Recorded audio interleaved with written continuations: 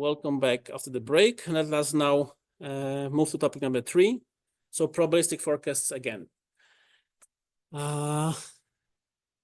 Okay, this is the model we didn't win, but we went. Okay, the team from Wrocław was second in the GEFCON competition of 2014 in the prize track.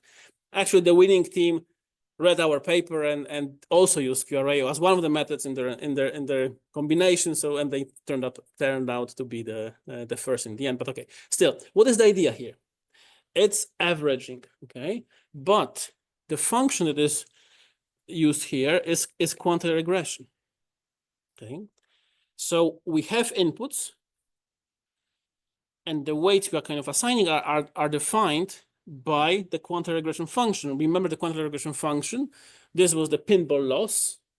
So this is like for the median, for the 50% quantile, it's the kind of the V-shaped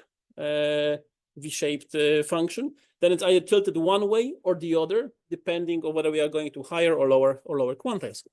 So running this twice, once for, let's say, the 5% and run once for the 95% quantile, we obtain the lower bound, the upper bound, hence the prediction interval. Okay, that's the idea behind it. So quantitative regression gives you the quantile of the distribution, so that if it's a 5%, 5% of the observations will be below, 95% should be above this value. That's the idea. Okay, and then you do it from the other side. Then you have 5% here and 95 below. Okay, that's it. Okay. Again, it's just a combination. The question is how you assign the weights. Now, what are these regressors here, these individual models? This can be anything you have. This can be one model on different calibration windows, slightly different training sets in the sense of the variables that are used, some exogenous variables are used or not used, or it can be even one single model. You can you can forget about the whole rest. Just have one predictions from one model. You still can run quantitative regression on it. Well, then the question whether should we call it averaging or not. But okay, let's say if the quantitative averaging, regression averaging is the idea, general idea of doing it. The special cases of running on a single forecast. This can be done, and this can be done quite efficiently. Actually, what Arek was mentioning in his talk, he was mentioning a model called QRM, quantitative regression machine. The idea here is this M comes from that we take these M forecasts, first average them into one, simple averaging, and then this is plugged into quantitative regression. That's it. So if we use all the forecasts independently, then it would be really quantitative regression averaging, because we are averaging different forecasts. If we average them first, so you have a kind of average point forecast and then plug it into quantitative regression, then we would call it QRM, okay, quantitative regression machine. Okay, there can be different, more variants, but these are the two most popular ones. Now, can this be improved? Okay, quantitative regression, okay, I already discussed this, maybe this is not so important. You can have a look at later. Well, it can be improved. Now, if you have a lot of regressors, so I mean regressors meaning a lot of individual forecasts, and a lot meaning anything beyond 5. So if you have anything above 5, you may want to shrink the space of your model, because quantitative regression, first, it will run long, many regressors. Second, maybe not as efficient. So one of the options, and this was proposed already, well, in a paper with Kasia Maciejowska and Kuban Łatarski, you can run principal components analysis on it. Okay, so you get the components out of it. And then you have the K factors, where K is smaller than the original number of inputs. And this can be very small. We use it on 1, 2, 3. Didn't make sense to use more. And the results on 1 were already quite good. And this can improve if you have a large number of regressors. This is better than running it on all of them and averaging them. Okay, one option. Another option, well, combine lasso with QRA. Okay, so the difference between the original QRA is that we add a penalty. Okay, So we have the quantile regression part plus a penalty for the betas. What will happen if we estimate this? Well, some of these regressors will be just canceled out. Only some will be left, depending on the lambda parameter. If lambda is large, there will be very few will be left. And we'll essentially eliminate some of the less relevant forecasts from different models. Okay. And compared on different data sets, this roughly improves over the original QRA by 5%, which is not bad on a average pinball score, so CRPS, let's say. But this is a very simple trick. Of course, it makes the calculations a bit longer, but you have an improvement. And you don't care so much about the number of regressors because Lasso will automatically remove most of them anyway. Isotonic distributional regression. I don't think this is the time to really go in detail over it. I prepared 2 slides, but the method is quite conceptually complex. And you even have prepared very nice graphics, which is in this paper, published last year in Energy Economics. And there's a detailed description in the paper. And when I was looking at the slides yesterday, I'm thinking how much time I have to spend explaining what is happening here.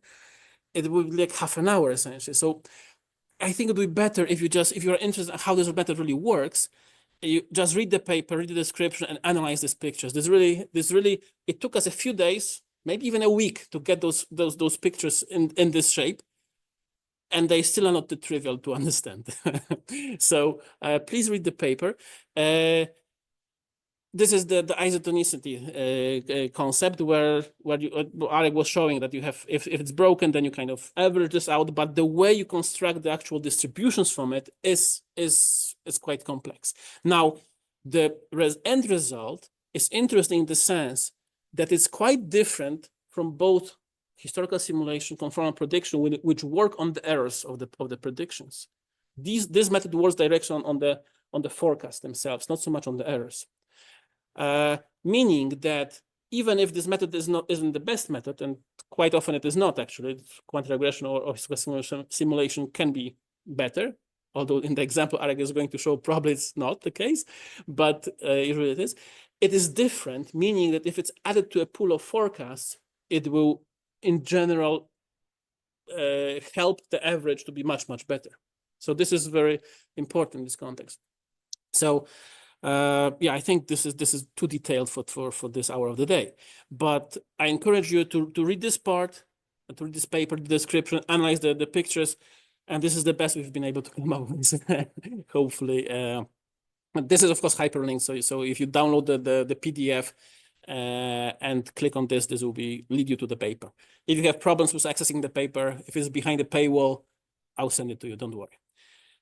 Okay, so this brings me to the package written by Arek in Julia. So now we are switching from Python to Julia.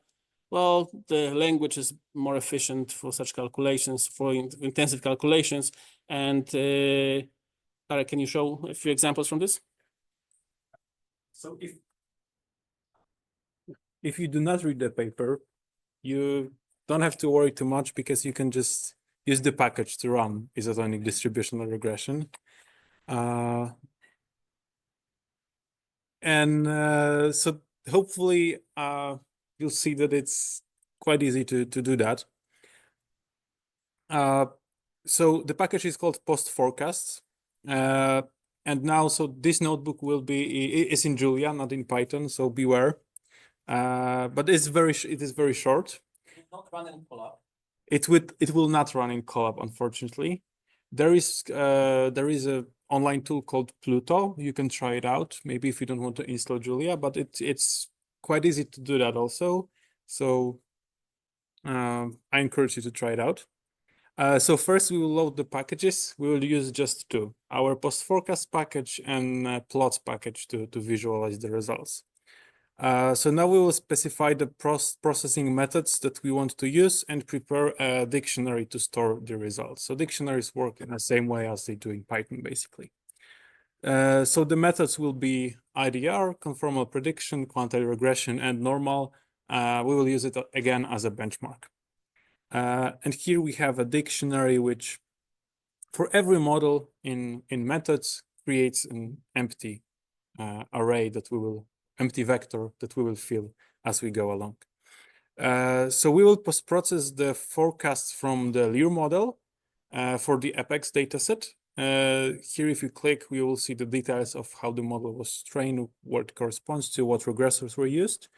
And this data is actually ships with the package. So you can just call a function load data, specify epex and hour that you want to load into the point forecasting variable.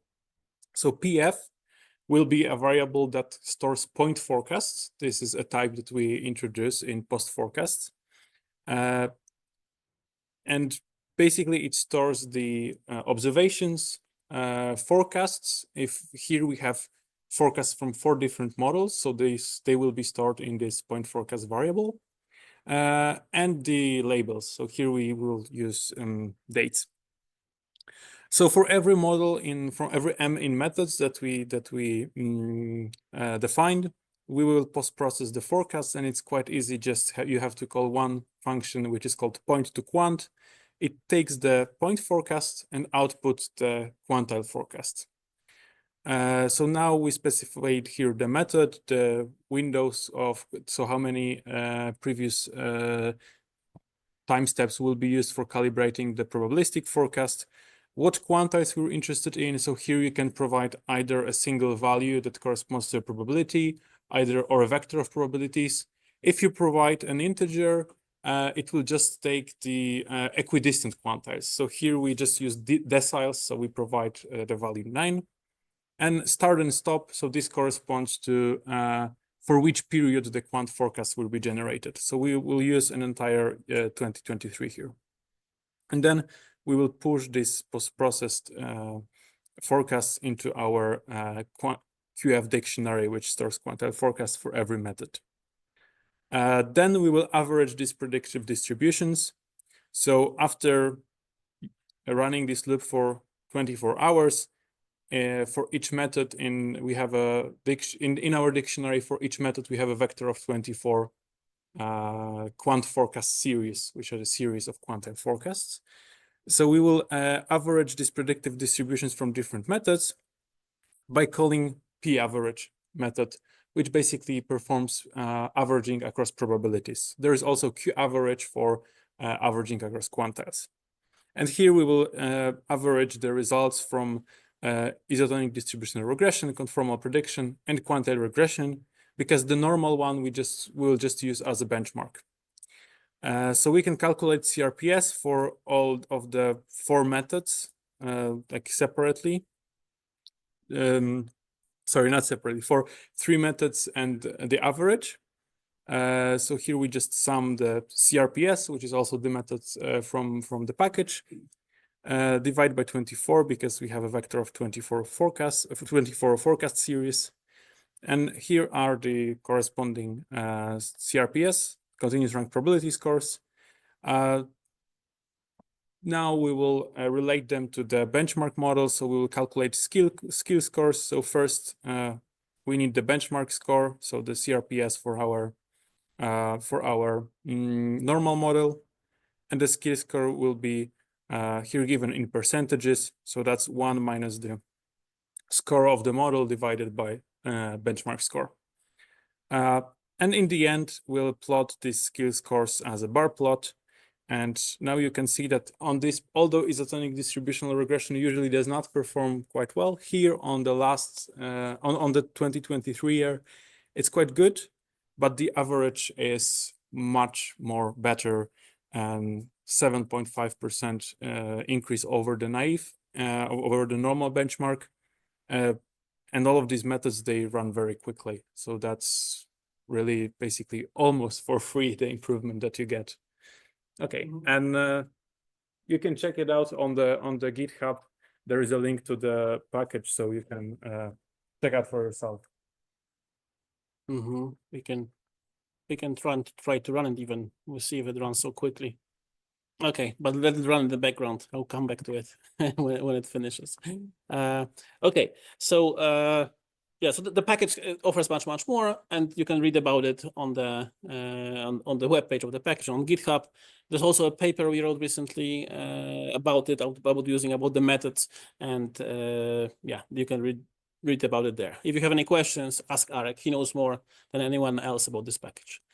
Okay, Arek mentioned two types of averaging.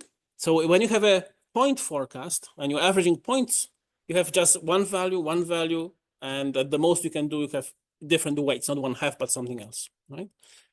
With distributions, the question is how you average two curves. So you have two curves, so one is this gray one here, the other one is here, and how do you do it?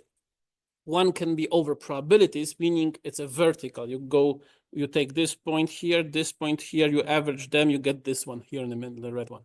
Okay, this is vertical or probability averaging. You can do it horizontally. You take point here, horizontal line, take the middle of it, you get this point on the blue curve. So this is horizontal across quantiles. It will give you a sharper distribution, narrower distribution by the construction just. This one, as you can see, can have a kind of a hump here. So this will be kind of a strange behavior, but depending on how distant the distributions, if they are close by, that this won't really happen. So these are the two basic options. Already in this paper, they've been analyzed, but I guess they are even older than that. There's a recent working paper by James Taylor and co-author where he analyzes that what happens if you take averaging at a different angle. So instead of doing horizontal or vertical, take just any angle. And so you can, let's say this is the angle alpha here. You take one value, and take a point in the middle. This defines you there on this line, the average of those 2 points. Okay, and he shows that actually choosing an angle. So, again, the cost is another hyperparameter, but you get a slightly better result. Okay. This is not implemented in the package. It slows down the computations, and these two methods are much faster. You can use unequal weights. Exactly as in average point forecast, you can average distribution using unequal weights. There's a paper by Jonathan Barish and Florian Thiel where they introduce something they call CRPS learning. Essentially, they learn the weights such that they minimize the CRPS. That's the idea of this. And here in this example, you have two individual distributions. So one is green, one is red. If you take equal weights, okay, these are equal weights. So this is 1/2 green, 1/2 red for each quantile. Okay, so each probability here. Sorry. Then this is the result. If you take CRPS learning, it assigns larger weights to the green model, which probably is better. So for the upper part, you have larger share of the green. For the lower end, you have a bit smaller, but still larger than 1/2. Okay, this optimizes the CRPS. Okay, it can be beneficial in general averaging. We have seen this already in RX talk that combining the forecasts from the distributional forecast from 3 models, so point forecast based on the Lear model, and then post-process either with quantitative regression, conformal prediction, or isotonic distributed regression. If you average those forecasts, so the purple line is above the other 3 colors. Okay, so it is better. Here in this case, it's a skill score. So how much better, how many percent we are better than the benchmark, or in this case, how much worse would be than the benchmark. So averaging helps like it does in point forecasting. It helps also in probabilistic forecasting. The contribution in this case, so this is for, again, conformal prediction, quantitative regression machine. So this is first we take the average of the point forecast and then run quantitative regression on the averaged point forecast and IDR. And for 2 different data sets, Germany and Spain, we see that the IDR type construction, post-processing by IDR gives the highest, so the bar is the highest, meaning it's the highest contribution to the ensemble. So although in this case, if you look at the whole test sample here, it's a 4.5 test set for both data sets. So this is really huge, 9 years of data in total testing. We see that on average, IDR gives the worst results, but when used in an ensemble, combined with 2 other methods, it really boosts the performance of this ensemble because it has a different type of construction. It's not so correlated with those two. Actually, in 2023, the contribution exceeds 75%, a really huge contribution of this method. So it's really something to use, a different way of constructing probabilistic forecasts. A different concept already mentioned in RX talk was distributional neural nets. So now, this is also something which can be easily done when you apply neural nets, that the output of your network does not have to be a price, but can be a parameter of a parametric distribution describing the price. So in this case, just an illustration, we use a Gaussian distribution.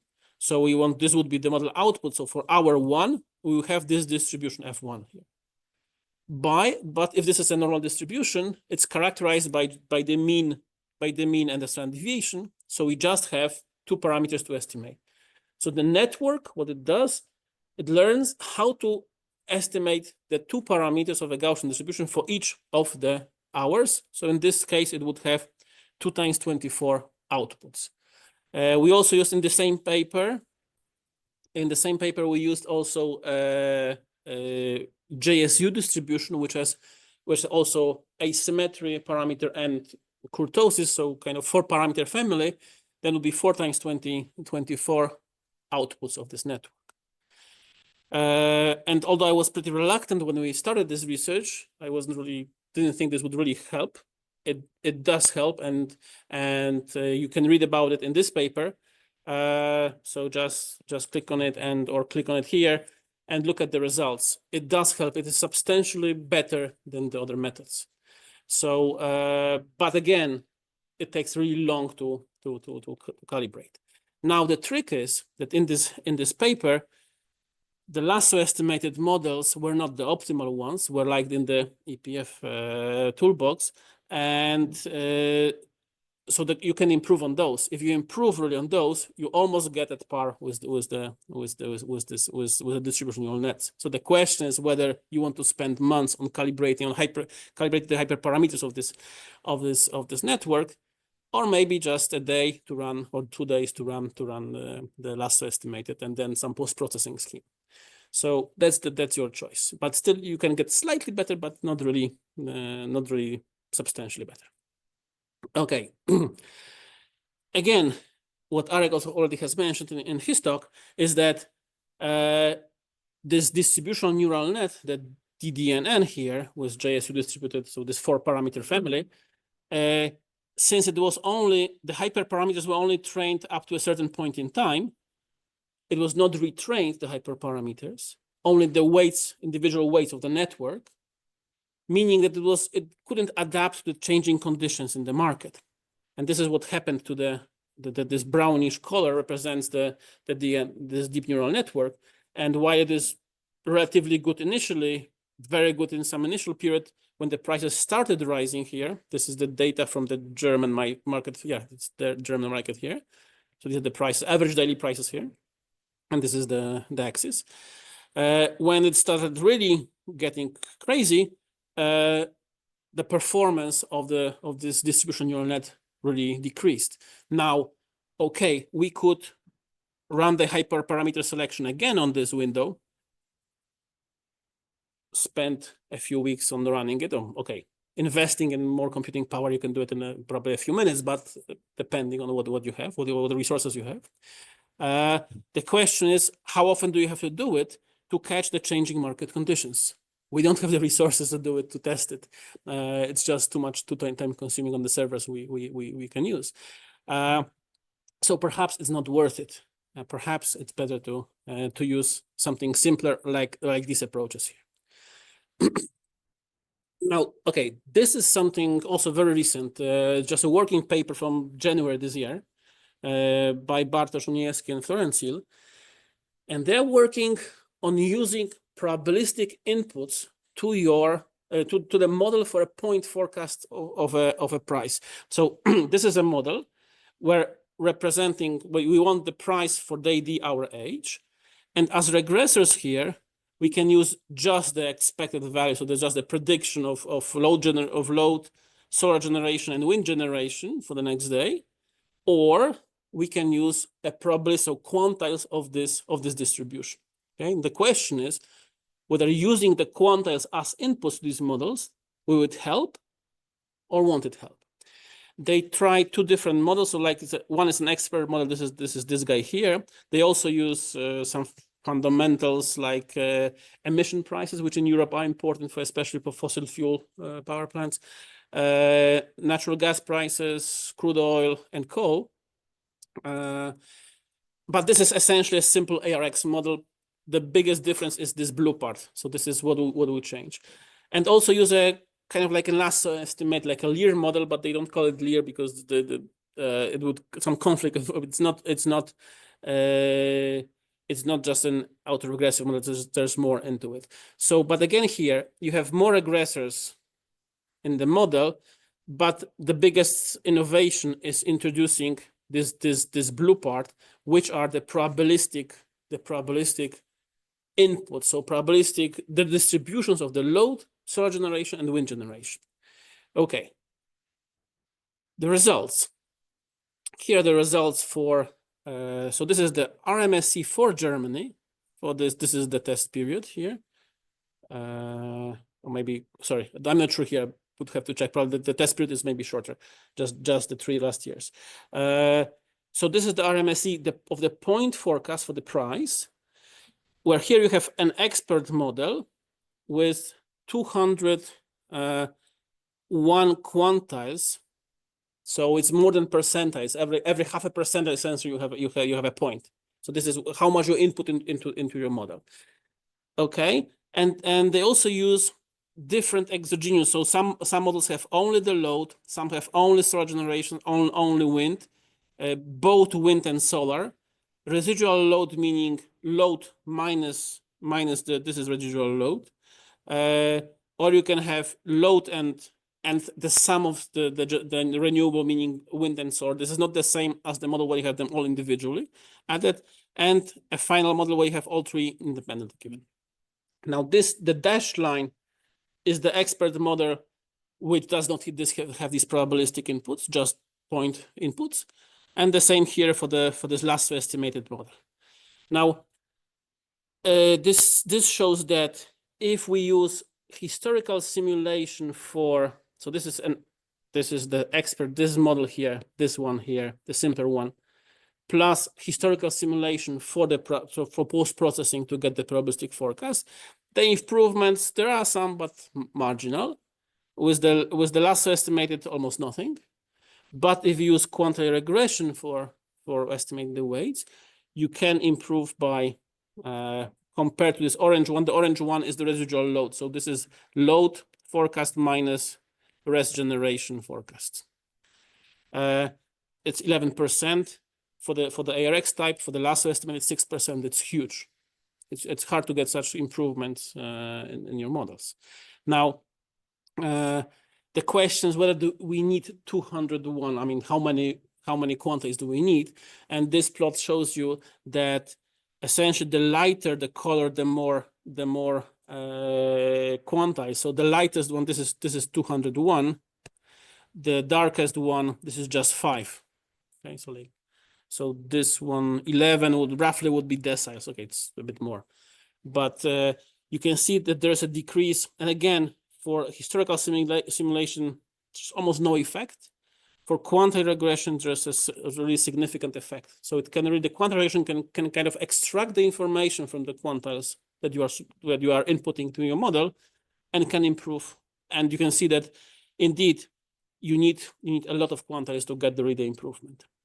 Okay, but this is this is just, I mean, the same data is used. I mean, initially it's the point load forecast, point solar generation, and point wind generation forecast.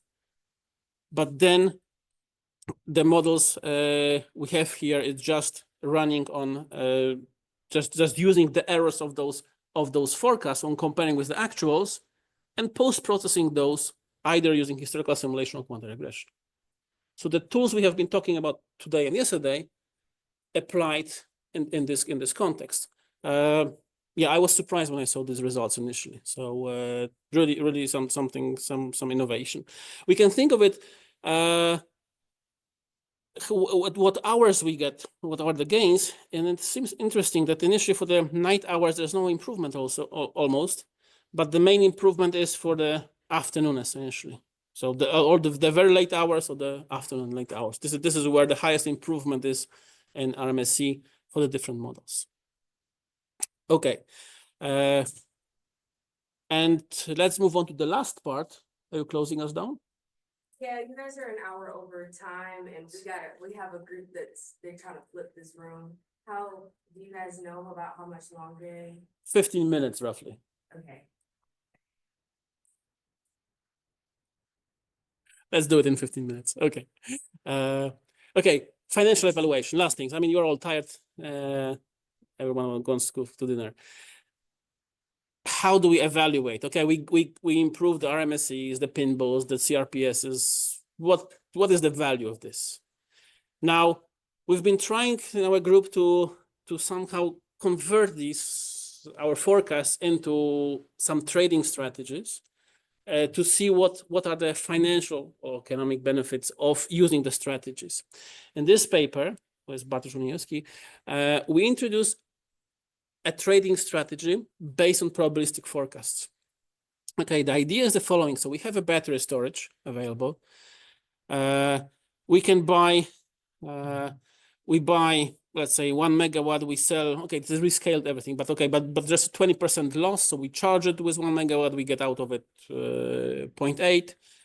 So the idea is to buy somewhere here where the prices are low, charge the battery, and then sell it here, discharge the battery. But of course, we have to make the decisions the day before. So we have to place bids a day earlier for this day here. So based on our forecast, we are submitting bids to the exchange.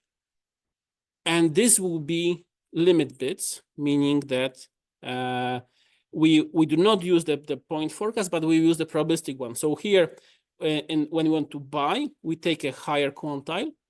Let's say 80% quantile or 90% quantile. When we want to sell, we look at the lower quantiles, 10 or 20%, okay, to be kind of safe that this will be actually accepted. And of course, we make the decision only if the difference here, the difference between these two, is positive or exceeds some threshold. So that's the decision. Okay. If the bids are not accepted in this paper, we just settle in the balancing market. So this was I think for German data, maybe also for Polish data. So there the balancing market. This is where you settle kind of technical market where the market is balanced, and you expose what was the price. We can modify this strategy, and if you look at our later papers, you can modify it in such a way that you are playing only with half of the battery capacity, and then you can always, if you don't buy it, you still can either have space to charge it or discharge it. So there are modifications, but in this case, we can do it this way. In the US, I guess this would be the real-time market. But in Europe, it can be balancing, but it can also be the intraday market. So depending what you want to do, but the main question is how much you gain from this strategy here. So trading late on the balancing market, it will be costly, just an extra cost incurred. But still, if you do it, look at the profits over some period. I don't remember exactly the period, but it's exactly in the paper. The profit of based on point forecasts, okay, it's 33.7 thousand. Not huge, but okay, the trading one, just 1 megawatt. Interestingly, if we just trade just at 4 a.m. buy at noon, we just sell always, then the profit is not much lower. Okay, but if we look at any of the probabilistic forecasts, there are different methods here introduced. they all lead to at least, the lowest one is 40,000 almost. Yeah? So this is something, the improvement from here to here is something between 12, actually it's like 19 and 34%. Okay? So all we are doing, we are just trading on the probabilistic forecast, on the quantize. That's how we place the bits. So we place the bit here and we place the bit here. And these pairs here identify which quantize we choose. So this is the 5 and 95, 20 and 80. Okay, that's what it is. Okay, so this information seems really useful. Okay, I've told you before that CRPS learning leads to better, lower CRPS essentially, because you are minimizing the measure. Now the question is whether it actually leads to higher profits. We use exactly the same strategy here. And the different ensembles are just different versions of forecasting models, but essentially all of them have minimized CRPS. It doesn't really matter what they are here. You can read in the paper exactly. All of them, all except for this one, all of them have lower CRPS. So indeed, you have compared to naive averaging. So compared to naive averaging, so 1/n averaging, the CRPS averaging gives you lower CRPS. Okay, to be expected. But if you look here, all of these values are negative, but this is the profit. So a negative profit meaning a better fit, a worse profit. Doesn't make sense at all, right? Okay, so if you want to read about it, here's the paper. Read the details. And okay, last study. Hopefully we'll fit in the last 15 minutes before they throw us out here. What is the best point forecast? Again, it's not easy to say what is the best point forecast. It depends on what measure you use to evaluate the quality of the forecast. So coming back to the discussion about the competition, it's important to know what is the measure, because you should minimize that measure that is used to evaluate our forecasts. But the bigger question is, what does minimize the profits? Okay, this is usually a complex strategy, and putting it into a forecasting model to minimize the strategy is pretty cumbersome, so not easy. Perhaps we can find which of the standard measures used to assess point forecasts gives us higher profits. And this is this study. This is just a recent working paper with my PhD student Tomek Serafin, where we look at two different models. One is for the day ahead price. So this is like previous notation was PDH, but we also look at the increments of price. Why? Because we want to select two hours. One is the lowest price, one is the highest price, and trade during those hours. So we also have a model for the price difference between the hours, the lowest and the highest. At any price, I mean, any pair of hours actually.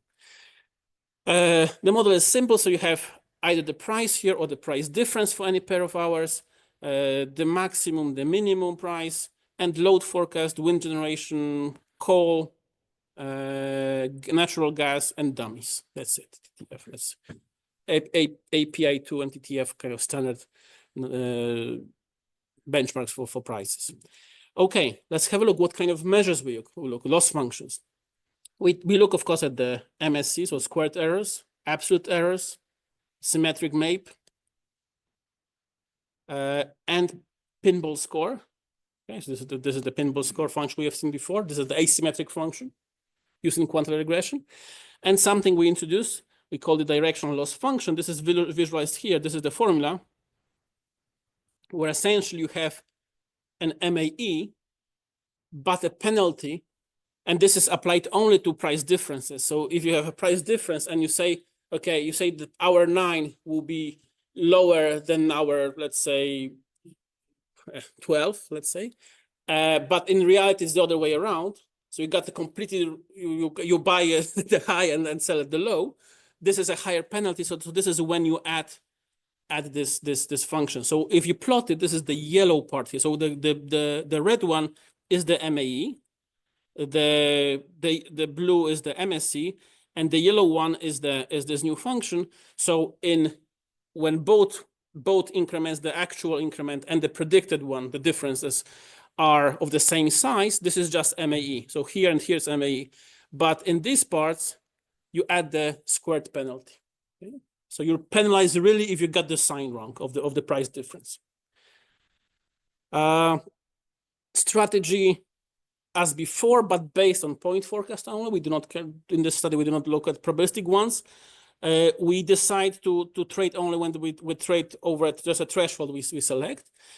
And we include, okay, this is just a visualization of content. So real prices, this is kind of a heat map. So the more yellow, the higher the price. And so the real price difference, this is the highest price difference in reality. This is predicted by the model for the prices, or DA, it was noted. And this is for the increments of DA. So this one got it completely wrong. This one got it more or less right. Okay, that's just an illustration. This is the data. Maybe let's again the German market. And here we look at profits per trade and Sharpe ratios, so kind of standardized profits divided by the standard deviation. And the takeaway is that the yellow one, so the yellow one is the new function, performs well. The higher the better profits, the higher the better Sharpe ratio also here. And the light gray, this is the pinball score, but the light gray is for light. So the upper here, this is if you look at just the gray parts, here are low quantile, let's say 10%, and here are high quantile is 90%. So light gray, so low quantile, like the 10% quantile in pinball score, if you use this to minimize your regression, so you take your regression, you do not estimate it using least squares, you minimize it either using least squares, absolute differences, SMAP, pinball score, or the new function. These are the results you get. So in the end, this function and this function are the best if they are used to minimize the regression. So estimate the coefficients of a regression by minimizing this loss function. So in a way, we are trying to find which loss function gives us the best results in terms of profits, and trying to link these two. Yeah, and of course this is all for a realistic. I mean, the profits here per trade, as you can see, they are very high, depending on the year. Okay, this is 0 more or less here. Oh, this is really bad here, and this is also pretty bad, depending on the year, the different years in the test period. But this takes into account kind of a realistic operational cost of a battery storage system, roughly 100 euros per cycle of charge-discharge cycle, and I have not seen a single paper in the literature where this price would be actually taken into account in any calculations of profits of such strategies. So probably this is the first one where we do. And the profits that are reported on the papers, they're just on paper. If you make it realistically, because if you add transaction costs, they are negligible. I mean, it's maybe a few euros out of, let's say, up to 5 euros, probably even less for bigger players. So it's more like 1 euro. So it's not really visible here. So this 100 is really the main cost. So this is this shows you what kind of functions are better in terms of profits. I mean, more related to profits, and tells you that the profits are not really great, even in years where the prices were pretty extreme. So we are talking about these years, right? So if in here, well, you can forget about any profitability. I mean, any profits from such a strategy. Okay. Thank you very much.